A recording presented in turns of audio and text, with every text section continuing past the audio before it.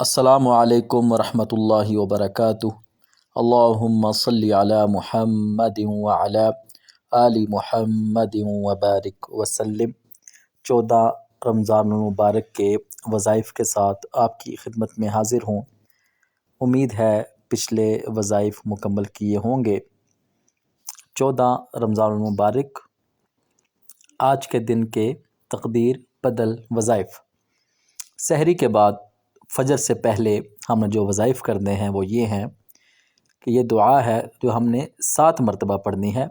اللہم ما اصبح بی من نعمت او باحد من خلقک فمنک وحدک لا شریک لک فلک الحمد ولک الشکر۔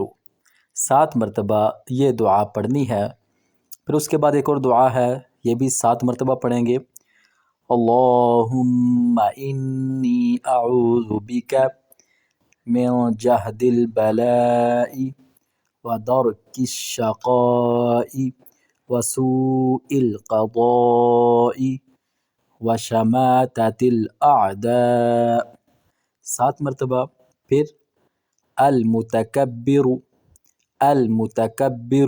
100 مرتبہ اس وظیفے کا ورد کرنا ہے۔ پھر اس کے بعد نماز فجر ادا کیجیے۔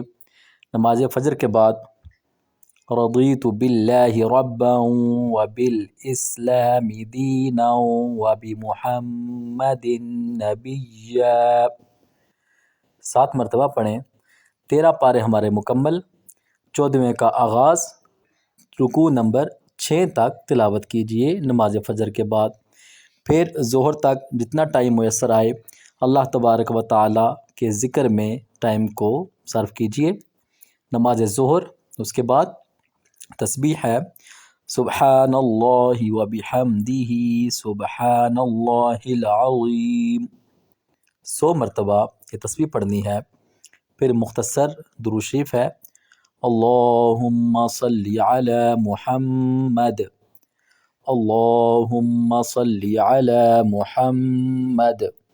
100 مرتبہ۔ پھر 14واں پارہ ہی رکوع نمبر 7 سے 12 تک تلاوت کیجیے۔ نماز عصر کے بعد حسبی اللہ لا الہ الا هو علیہ توکلت وہو رب العرش العظیم۔ 7 مرتبہ۔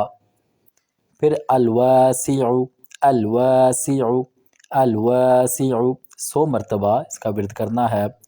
پھر پارہ نمبر 14 ہی رکوع نمبر 13 سے 18 تک تلاوت کیجیے۔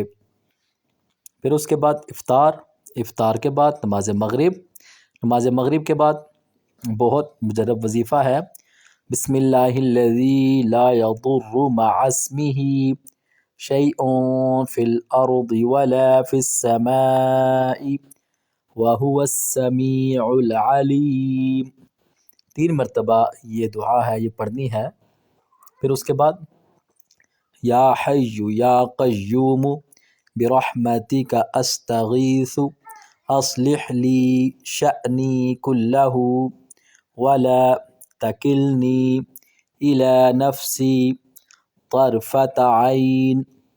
3 مرتبہ یہ پڑھیں۔ پھر رکوع نمبر 19 سے پارہ کے آخر تک مغرب کے بعد ہمارا 14واں پارہ بھی مکمل ہو جائے گا۔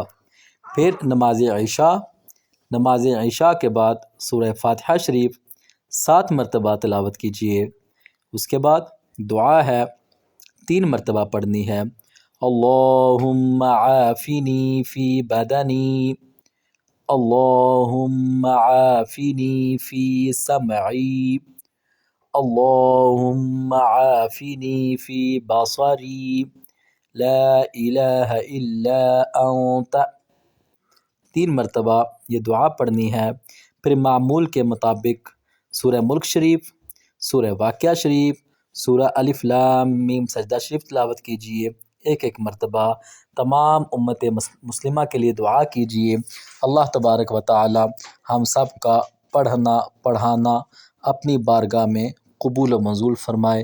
والسلام علیکم ورحمۃ اللہ وبرکاتہ۔